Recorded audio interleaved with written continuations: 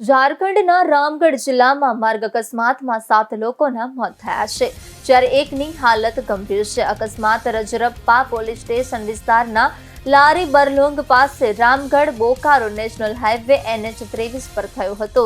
કોલસા ભરેલા એક ટ્રેક પિકઅપને જોરદાર ટક્કર મારી હતી. ટક્કર બાદ પિકઅપના કુરસા ઉડી ગયા હતા. તેમાં સવાર તમામ લોકો બેન્ડ તાશા પાર્ટી સાથે સંકળાયેલા હતા. તેમનો સામાન અને વાહનો રસ્તા પર વિખેરાઈ ગયા હતા. અકસ્માત બાદ ઘટના સ્થળે અફરાતફરીનો માહોલ સર્જાયો હતો, જ્યારે ટ્રકને ઘટના સ્થળે છોડીને ડ્રાઈવર ફરાર થઈ ગયો હતો. ગંભીર રીતે ઘાયલ વ્યક્તિને રાંચી રિફર કરવામાં આવ્યો છે. મૃતક તમામ લોકો બેન્ડ તાશા પાર્ટી સાથે સંકળાયેલા છે. માહિતી અનુસાર પિકઅપમાં 8 લોકો સવાર હતા, જેઓ રામગઢથી મારગામ રજા આવ્યા હતા.